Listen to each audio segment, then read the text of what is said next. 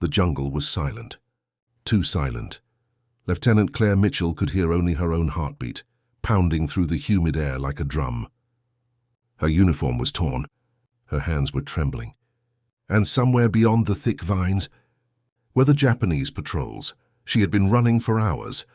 No compass, no map, only instinct, and the faint memory of a river that ran east-east meant the coast. The coast meant rescue, if she could survive the night. 3 days earlier, Claire wasn't a fugitive. She was a nurse. A healer stationed at a field hospital near Bataan in the Philippines. The war had turned that paradise into hell.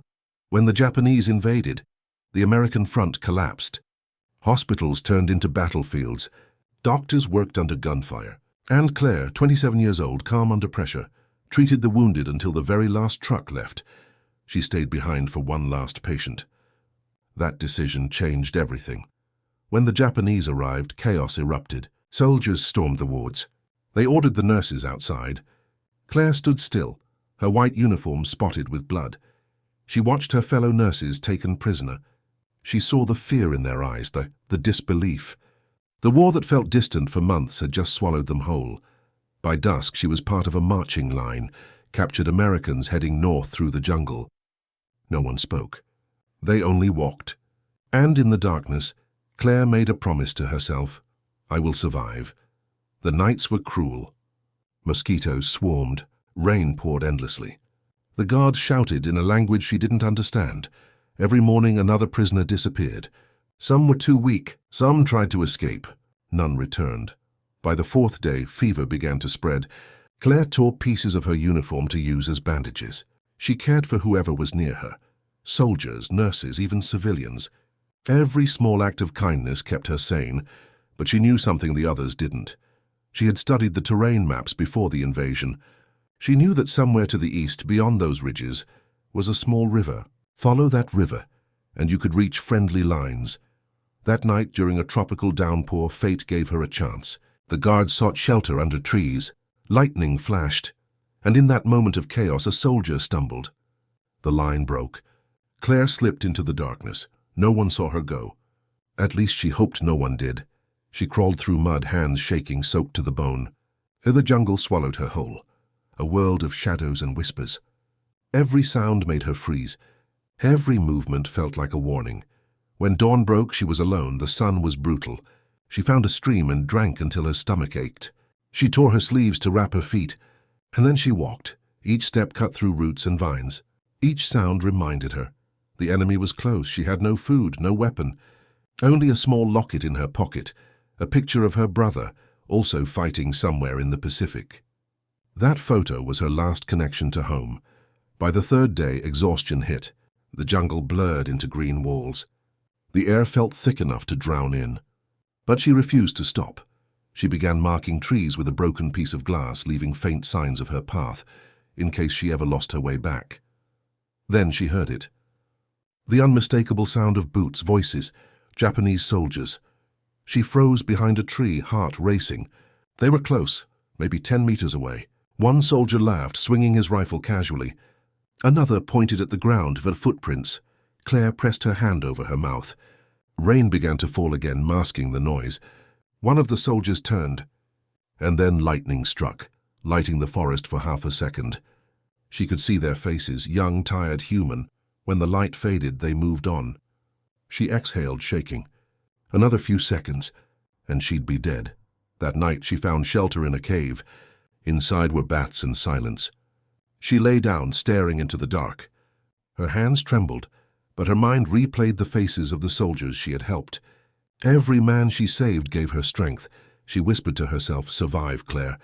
Just survive." Days turned into weeks. Her body grew weaker, but her will hardened. She built traps to catch rainwater. She ate berries and roots she remembered from medical training. Every dawn she followed the sound of birds, always east, always closer to the sea. The jungle became both prison and protector. It hid her from patrols. It gave her shelter. But it also tested her sanity. Sometimes she thought she heard voices, American ones. Other times she heard her mother's lullaby carried by the wind. Maybe it was real. Maybe it wasn't. All she knew was that she couldn't stop walking. Then one night she saw something new, a glow in the distance. Not fire, not lightning. A camp. She crawled closer. Through the ferns and mud, she saw Japanese soldiers resting around a lantern, and next to them cages, prisoners, American prisoners. Her heart pounded. She wanted to rush in, but she knew. One mistake and she'd join them. Still, she couldn't walk away. She waited until the guards were half asleep. Then she crawled through the shadows inch by inch until she reached the cages. Inside were two men, gaunt, weak but alive. "Who are you?" One whispered. "American nurse," she breathed. "I'm getting you out." The first light of dawn filtered weakly through the thick canopy, painting the jungle floor in pale, ghostly hues. The nurse, her name was Margaret Hastings, sat against a moss-covered tree, trembling from exhaustion. Her uniform, once pristine white, was now torn and brown with dirt, blood, and rain. The air smelled of rot and gunpowder, and in the distance, through the mist, she could still hear faint echoes of Japanese patrols shouting orders. Hours earlier, she had made a choice few would dare, to escape into the unknown, alone with nothing but a rusted canteen and a small medical pouch. Behind her was certain death. Ahead of her was a jungle that had swallowed entire armies whole. Her legs screamed with pain as she forced herself up. Every vine felt like a trap, every sound a threat. The jungle was alive, breathing, whispering warnings in the rustle of leaves. But Margaret pressed on. The jungle turns hostile. The first day was pure torment. She waded through knee-deep mud, swatting away mosquitoes the size of her fingertips. The air was so thick with humidity, it felt like drowning with every breath. Once she stumbled into a shallow stream and caught her reflection, pale, hollow-eyed, unrecognizable. "This isn't me," she whispered. But it was. This was the version of her that war had created. By midday, she found a patch of wild bananas. She tore them down, devouring the soft fruit with shaking hands. Her stomach twisted painfully, hunger and fear mixing into something indescribable. Then the jungle reminded her how cruel it could be. A sudden hiss. She froze. From the underbrush slithered a green pit viper, its scales glistening like wet emeralds. Margaret didn't move. For what felt like an eternity, the snake stared at her, tongue flicking, before sliding back into the leaves. Her pulse hammered against her ribs. She realized then that she wasn't just escaping soldiers anymore. She was fighting nature itself. Echoes of war that night, the rain came hard, the kind that drowned out thought. She built a crude shelter under a fallen log, wrapping her arms around her knees to stay warm.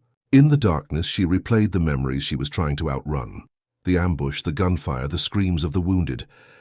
The smell of burning canvas when her field hospital was bombed. She had been tending to a young private when the explosion started. "Run!"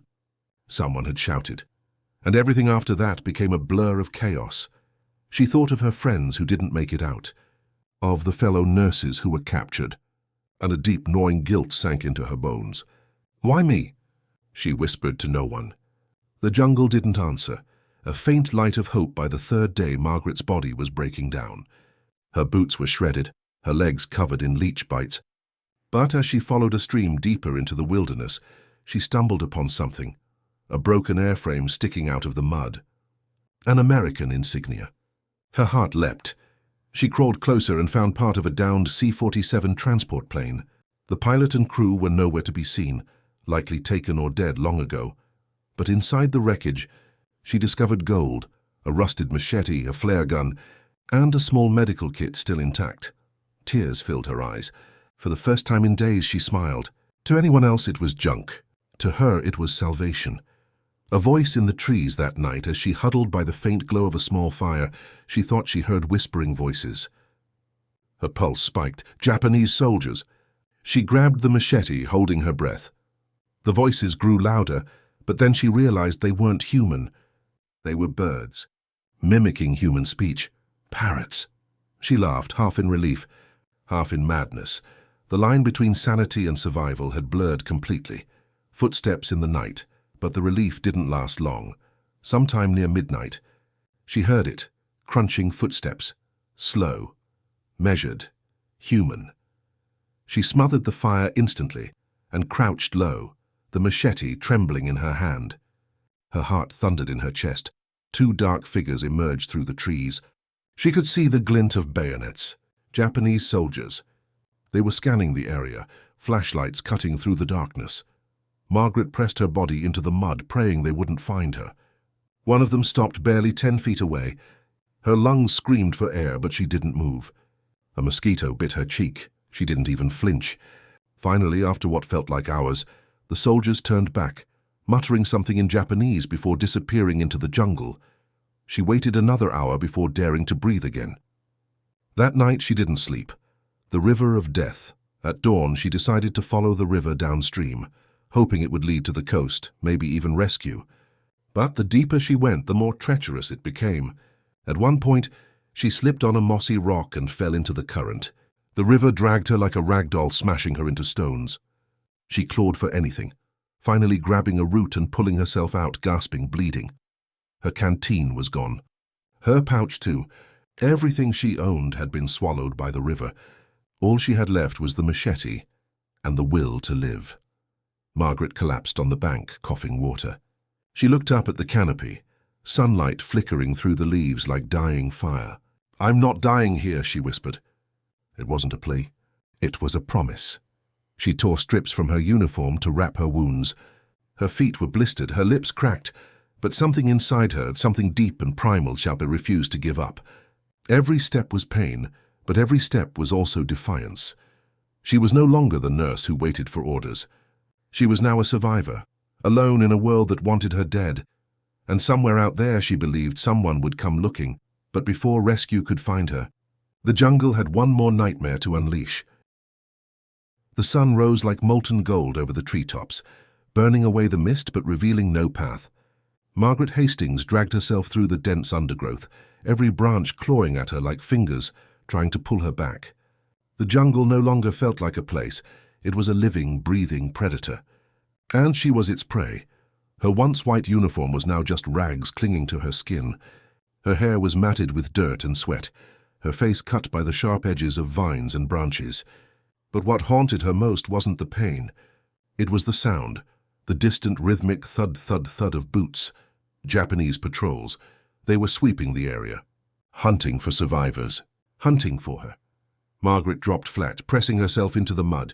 Her breathing came fast, shallow. She could hear them speaking, calm, methodical, one voice issuing orders, another replying. Her mind raced. She had to move before they looped back. But every motion, every breath risked making noise. She waited until their voices faded, then crawled forward on her belly like a soldier in training. Except she wasn't a soldier. She was a nurse who had spent years stitching men together. Now she was learning how to survive by tearing herself apart. The ambush hours passed. The heat was unbearable. The canopy turned the world into a green furnace, and her stomach twisted with hunger. She stopped by a tree and saw a cluster of mushrooms growing at the base. She hesitated. She had no idea if they were safe, but the pain in her gut made the decision for her. She took a small bite. Minutes later, her vision blurred. The jungle began to spin. Her heart pounded like a drum. She collapsed to her knees, clutching her stomach, retching. The world twisted into a nightmare of color and sound.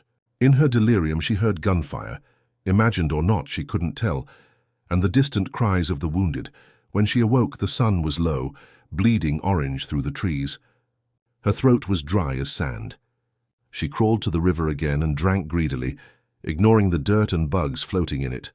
When she looked up, she saw something that made her blood freeze, a set of footprints, fresh boot prints. Not hers. The silent stalker that night, Margaret moved like a ghost. She used the moonlight barely peeking through the canopy to navigate, every sense sharpened by fear. Behind her, she thought she heard movement, faint rustles, a twig snapping. Was it the soldiers again? Or something else? She gripped her machete tightly, turning in circles, scanning the trees. Nothing. But the feeling wouldn't go away, the sense of being watched. As she pressed deeper into the forest, she found an old animal trail. It was narrow, but it gave her direction. Then she heard it again, this time clearer. A whisper of fabric. Someone was following her. She ducked behind a log, holding her breath. Through the shadows, she saw him. A Japanese soldier, alone, rifle slung across his shoulder. He was scanning the trees, eyes sharp. She could see the sweat glistening on his face. Margaret's hands shook. She had never killed anyone. But if she didn't act, she would die. Slowly, she raised the machete. The soldier took a step closer, then another. He was just a few feet away when a branch cracked under his boot. He froze. Margaret swung. The blade caught his shoulder. Not a killing blow, but enough to make him cry out. He stumbled back, clutching his wound, his rifle slipping from his grasp. Margaret didn't wait. She ran, faster than she ever had in her life. Bullets tore through the air behind her. Leaves exploded. Bark shattered. But she didn't stop. She crashed through vines, through thorns, through pain. And when she finally reached the river again, she dove in head first. The cold water wrapped around her like ice. The current dragged her downstream, away from the gunfire, away from death. The flood, the river saved her. But it almost killed her too. Hours later, rain began to fall. Heavy, violent tropical rain that turned the river into a raging torrent. She tried to climb the bank, but the mud was too slick. Her nails tore, her hands bled. Finally, she managed to pull herself onto the edge, gasping for air. The rain kept falling, turning everything into a blur. She crawled under a large fallen tree and huddled there, her body shaking uncontrollably. Lightning cracked across the sky. For a brief moment, she saw her reflection in the water, pale, hollow, eyes wide with terror. And she realized something. She wasn't afraid of dying anymore. She was afraid of being forgotten. All around her, men were dying for their countries, and she was just one nurse lost in the jungle. No medals, no recognition. If she vanished, no one would even know where to look. Tears mixed with the rain on her face. "I'm not disappearing here," she whispered. "I'm not just another casualty. The discovery." The next morning, the storm had cleared. The jungle steamed like a cauldron. Margaret gathered what little strength she had left and followed the river again, limping, bruised, and half-starved. Hours later, she noticed something strange. Smoke. Thin, grey, curling up from the trees ahead. She froze. Smoke meant people. People meant either salvation or death. Quietly, she crept closer. The smell of cooked fish filled the air, and soon she could see them. 3 figures sitting by a fire. But they weren't Japanese soldiers. Their clothes were simple, barefoot, tribesmen. They spoke a language she couldn't understand. Margaret watched from behind a bush, terrified but fascinated. Then one of them turned in and locked eyes with her. She froze. The man shouted, and the others jumped up, grabbing spears. Margaret raised her hands, stepping out slowly. "Please," she cried. "I'm American. I need help." They didn't understand her words, but they understood her condition, her wounds, her exhaustion, the desperation in her eyes. The oldest among them approached cautiously, muttering something. Then, with surprising gentleness, he gestured for her to follow. Margaret hesitated, then nodded. Among the tribesmen led her to their small settlement, huts made of bamboo and leaves, smoke rising through the canopy. Women and children stared as she entered, whispering among themselves. The chief, an older man with deep lines across his face, looked her over, then nodded once. He motioned for her to sit. They gave her food, roasted fish and fruit, and water from a bamboo cup. Margaret ate slowly, tears in her eyes. It was the first real meal she'd had in days. Over the next few days, she rested and regained some strength. The villagers treated her with kindness, though communication was limited to gestures and expressions. She helped bandage a boy's injured foot, using what little medical knowledge she had. They seemed to respect her for that, but every night she looked toward the horizon, where the jungle met the mountains. Somewhere beyond that lay freedom, and she knew she couldn't stay forever. The return of the hunters on the 5th day. As Margaret helped gather water near the edge of the village, she heard a sound that made her blood run cold. Gunfire. Distant, but moving closer. The tribe scattered instantly. They knew that sound well. Margaret's heart sank. The Japanese patrols had found the area. She had led them here. She turned to the chief, pleading with her eyes. He understood. Without a word, he handed her a small pouch of dried fruit and motioned toward the mountains. Then he said one word, his only English word. "Go." Margaret nodded, tears streaking her dirt-covered face. She wanted to thank him, but the words wouldn't come. She turned and ran. Behind her the gunfire grew louder. The final ascent. The terrain turned brutal. Steep cliffs, sharp rocks, thorn-covered vines. Her body screamed for rest, but the sounds of pursuit pushed her onward. At one point she slipped, slamming her knee into stone. She screamed in pain but forced herself back up. She was running on pure willpower now. The air thinned as she climbed higher. She could see the entire valley below, the river snaking through the green ocean of trees. Somewhere down there were the soldiers. Somewhere beyond was safety. Then through the fog she heard something, to a low mechanical hum. She looked up. A plane, an American rescue aircraft circling. Margaret waved her arms frantically, screaming until her throat burned. "Here, I'm here!" But the plane was too far. It banked once, then began to turn away. She fell to her knees, sobbing. But then the memory of the flare gun from the wreckage hit her. She fumbled through her pouch, still there. She pulled it out with shaking hands, aimed at the sky and fired. A bright red flare tore upward, streaking across the clouds. The plane wobbled. Then it turned back. Margaret fell backward, laughing and crying all at once. She had done it. After weeks of running, bleeding and fighting through hell, she had finally been seen. The jungle that tried to consume her had failed. The flare hung in the sky like a dying star, red, fading but not gone. Margaret Hastings stood on the ridge, her body trembling, her breath ragged. Below, the jungle stretched endlessly, a green abyss of death and silence. Above, the sky finally noticed her. The plane circled again. Slower this time. She waved both arms until her shoulders screamed. The aircraft dipped its wings once, a signal. They'd seen her. Margaret dropped to her knees and sobbed. For the first time in weeks, the tears weren't from pain. They were from hope. The drop minutes later, the plane made another pass. Something fell from its belly, a long dark shape tumbling through the air. It hit the trees, bounced and came to rest near the base of the ridge. A supply drop. Margaret half stumbled, half slid down the slope, her legs barely holding her. When she reached the package, she tore it open with shaking hands. Inside, canned food, water, medical kit, flare cartridges, and a note. Hold position. Rescue team inbound. U.S. Army Air Forces. She pressed the note to her chest and let out a trembling laugh. She wasn't alone anymore. Not forgotten. Not lost. The sound of the jungle faded. For the first time, she could hear silence, waiting for angels. The night was long. She built a small fire with trembling fingers and sat close to it, clutching her machete. The jungle around her glowed faintly with the reflection of the flames, shadows moving like ghosts. Every crack of a branch made her flinch. She'd survived gunfire, hunger, poison and storms, but now came the hardest part. Waiting.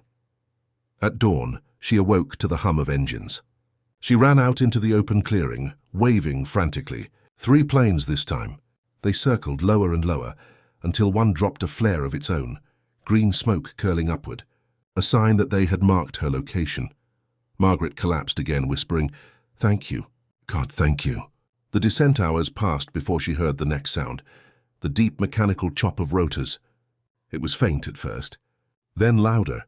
She squinted at the sky, and there it was, a rescue helicopter, shimmering in the morning light. Margaret stumbled into the clearing. She waved a strip of her uniform high in the air. The helicopter circled once, then descended, kicking up wind and leaves. When the door opened, she saw 2 men in khaki uniforms, helmets glinting. One jumped out, waving at her. "Ma'am, stay put." "We've got you." She could barely hear over the rotor noise, but she nodded, tears streaming down her face. Her legs gave out just as the soldier reached her. He caught her under the arms, his face a blur of sunlight and dust. "You're safe now," he shouted. Safe. Margaret's vision blurred. The last thing she remembered was the weight of a soldier's hand on her shoulder, and the jungle shrinking below as the helicopter lifted off. Aftermath, when she woke again, she was lying on a cot under a white tent. The sound of waves crashed somewhere in the distance. A nurse leaned over her, American, smiling. "You're one hell of a survivor," she said softly. Margaret blinked. "Where am I?" "Later," the nurse replied. "Army Field Hospital. You've been missing for almost 6 weeks. 6 weeks." It didn't seem real. Every hour in the jungle had felt like a lifetime. Doctors and officers came and went. They asked questions, took notes, snapped photos. She told them everything. The crash, the trek, the tribe, the soldiers, the storm. Each detail sounded more like fiction than fact. But when they checked her map markings and confirmed her path, there was no denying it. She had crossed nearly 70 miles of enemy territory, alone. The news reaches home back in America. Newspapers exploded with the story. U.S. nurse survives jungle ordeal after 6 weeks alone. Heroine of the Pacific.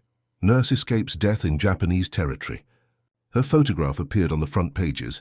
A frail woman wrapped in blankets, eyes haunted but alive. The army awarded her the Distinguished Service Medal. Reporters called her the Angel of the Jungle, but Margaret didn't feel like an angel. She felt like a ghost who'd stumbled back into the world of the living, the scars that stayed even after the ceremony, after the applause and the interviews. The jungle never left her.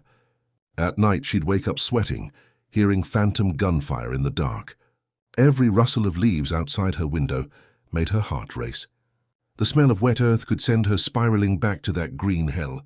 She tried to smile for the cameras. She tried to act proud. But deep inside, she carried the weight of everyone who hadn't made it out. Sometimes she'd look at the medal on her dresser and whisper, "This isn't for me. It's for them."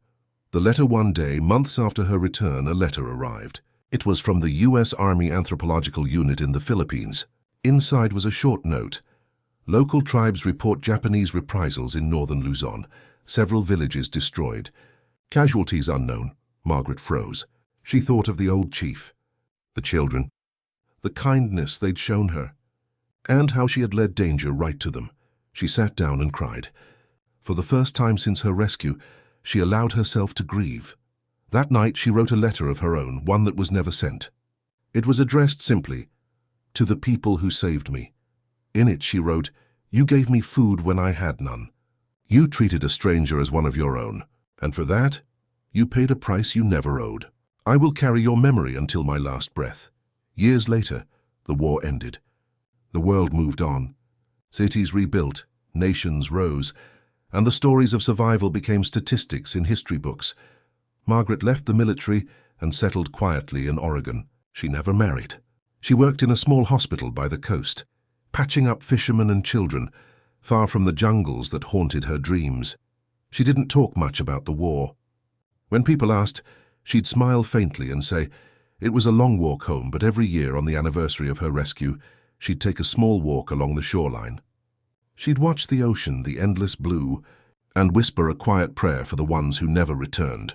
Rediscovery decades later, a historian researching forgotten stories of World War II came across her diary, worn, water-stained, its pages full of faded ink. Inside were sketches of plants, notes about the villagers, and one chilling line written across an entire page. "I walked through death, and it blinked first." The historian published her story. Documentaries followed, but even then, most people barely remembered her name. Her grave under a tree by the sea bore only 5 words. She kept others alive first. Legacy Margaret Hastings' journey wasn't about glory or medals. It was about the stubborn, quiet refusal to die. About a woman who had no weapon, no army, and no reason to survive, but did anyway. In a war filled with heroes, hers was the kind of courage that history almost forgot. The kind that whispers instead of shouts. The kind that lives in every nurse who refuses to give up on life, no matter how dark the world becomes. Sometimes the greatest battles aren't fought with guns. They're fought with hope.